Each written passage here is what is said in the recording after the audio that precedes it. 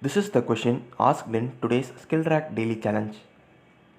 So we have to accept two strings as input. So the first string is S1 and the second string is S2. So even though the second string is number, we have to accept it as a string because it is given in the question that the length can be up to 100 characters. So we have to accept it as a string. And now using this S1 and S2, we have to print the output pattern. So the output should be in such a way that in the first line we have to print only the first character. So here the first character in the string S1 is A. So this character A must be printed for 4 times because the first character in S2 is 4. So we have to print the character A for 4 times in the first line of our output. So we are printing it. And next we have to print the first two characters. So the first two characters of S1 are AS. So this must be printed for 9 number of times because the second character in S2 is 9. So here I am printing AS for 9 times. So AS, AS, AS, AS. So like this I am printing for 9 times. And then in the third line we have to print the first 3 characters. So the first 3 characters are ASD. So we have to print this ASD for 2 times because that is the third character in S2. So here I am printing ASD and again ASD. So we are printing ASD for 2 times. And then finally we have to print the first 4 characters, which is nothing but the complete string. So this must be printed for only 1 time.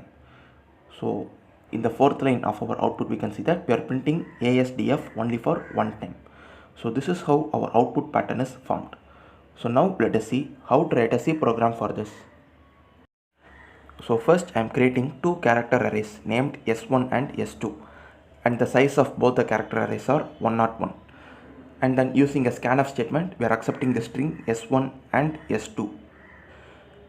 So now we have to iterate through all the characters of the string S2.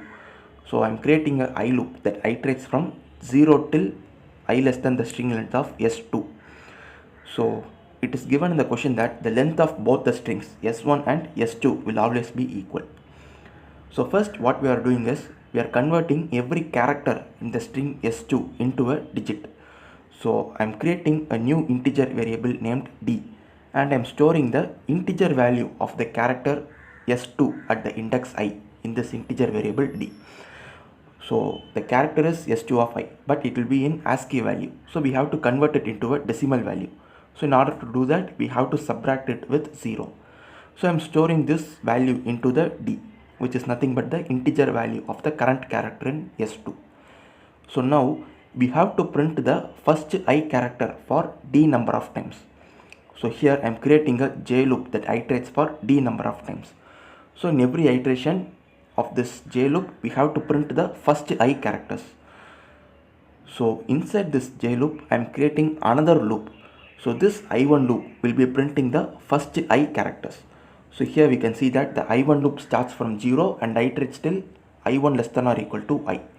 So this I1 loop will be printing the first I characters. So inside this loop, we have to use a printf statement to print the character that is present at the index I1 in S1 array.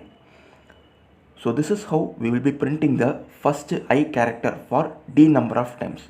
So finally, after the execution of this loop, we would have printed the required pattern for the particular line. So we have to print a new line. So here we have to print a new line.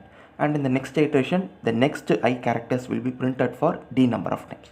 So this is the logic to solve today's daily challenge. Thank you for watching.